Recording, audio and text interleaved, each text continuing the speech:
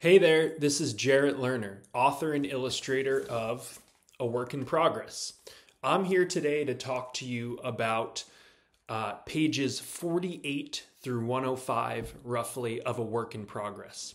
This video, along with all the others I'm making, are supposed to go along with the Global Read Aloud schedule of the reading of this book. So these pages cover week 2.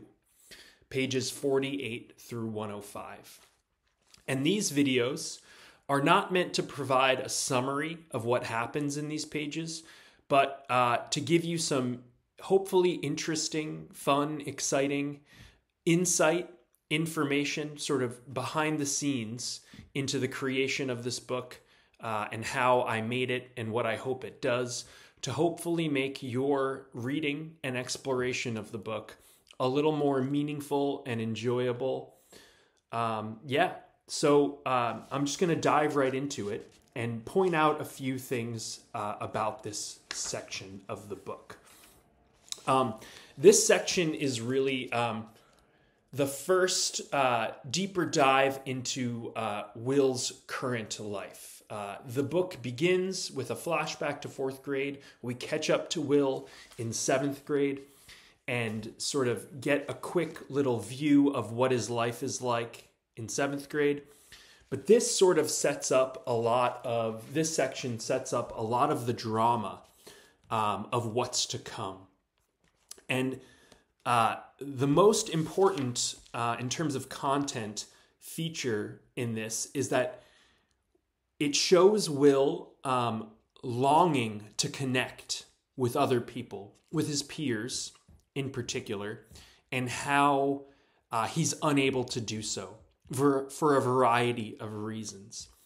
So we see him trying to talk to people, trying to interact, trying to sort of make overtures to not continue to be so alone and feeling lost and sad and all those other things that come with it. We also see his mom for the first time, and his mom is encouraging him to do all of these things. She has noticed this drop off in his social life. He doesn't hang out with Dave and all those other kids anymore. And she's encouraging him to reach out to people and to find people who share his own interests and that he might want to talk to. This is sort of the overarching, it's sort of the instigating tension that sort of will go throughout the rest of the book. Will's wanting to connect with other people and his being unable for a variety of reasons to do it. And his working to sort of get over that and figure out how to do it and who to do it with, and in a way that is positive and beneficial and enjoyable for him. We also, in this section, begin to talk about Jules a little bit more. Jules is Will's crush, for lack of a better term. He is interested in her. He knows that seeing her and knowing what he knows about her, she's special, she's different. And a lot of this is because Jules, like him, draws. Drawing is the thing in Will's life. It's his thing. It's the thing he loves to do. It's where he feels most confident and assured and natural and happy. And Jules has that too, or at least Will believes Jules has that too, because he constantly sees that she's drawing and that she's working on different things. And what's notable about the drawings in this and the visuals is that when Jules comes in, when she enters the book and when she begins to sort of take up space to claim real estate in Will's notebook, the illustrations take on a markedly different tone.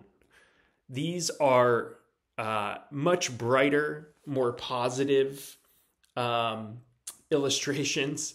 There's this burst, there's these stars, there's all these little flowers. Jules is sort of like radiant and smiling. And then Will draws like Jules draws. And there's these sleepy, content flowers, sugar-eyed alligators, a happy cloud raining even happier kittens.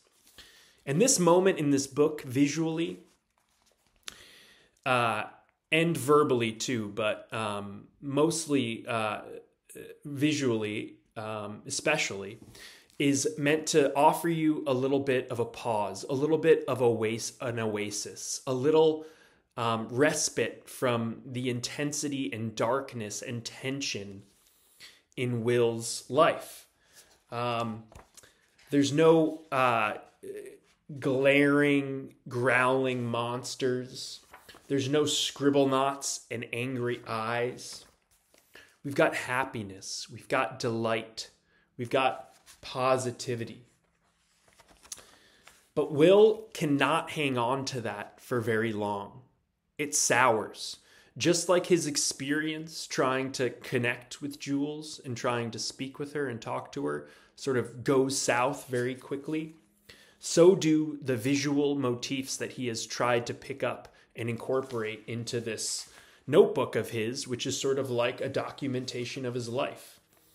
So right away, things start getting darker.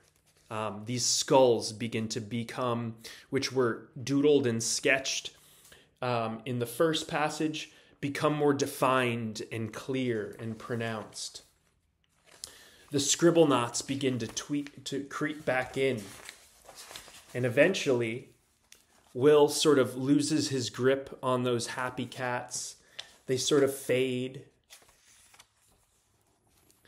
And now Will is back to focusing on other things. The scribble knots start to creep back in. And also, noticeably, and this will become more and more noticeable the further we get in the book, there are more and more pages without art on them. There are more and more pages where Will either can't bring himself to draw, doesn't know what to draw, doesn't want to, or is too caught up in the emotions, the feelings, whatever is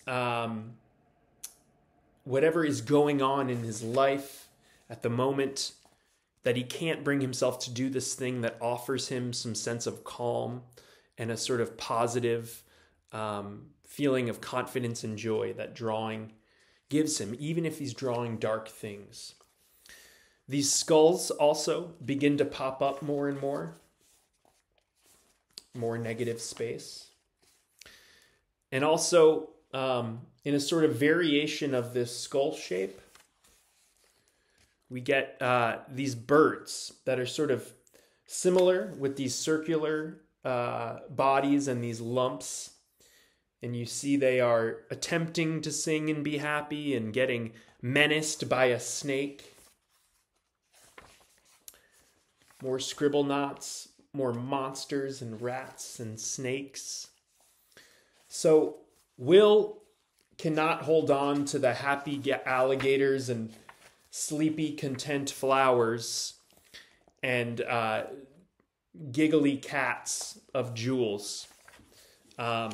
Monsters and snakes and rats and flies and dark scribble knots and just general darkness begins to creep in again.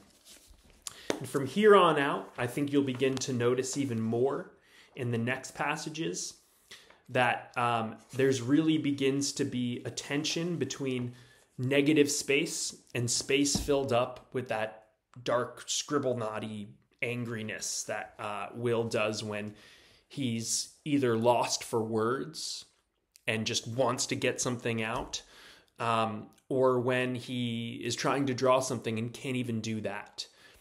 His enjoyment and sort of his use of art as a sort of place to go to feel better about himself and express things in a way that leaves him feeling better is sort of being removed from him and being taken away from him because of what he's experiencing. So that is a bit about the behind the scenes, sort of the creation of this book, of the second week of reading for the Global Read Aloud. If you are using this book for the Global Read Aloud right now, I hope you are enjoying reading it, and I hope that this video, along with the others, offer you some interesting and exciting insight and information to hopefully make your experience of reading it even more meaningful and powerful and enjoyable. Thank you so much for reading and for tuning in.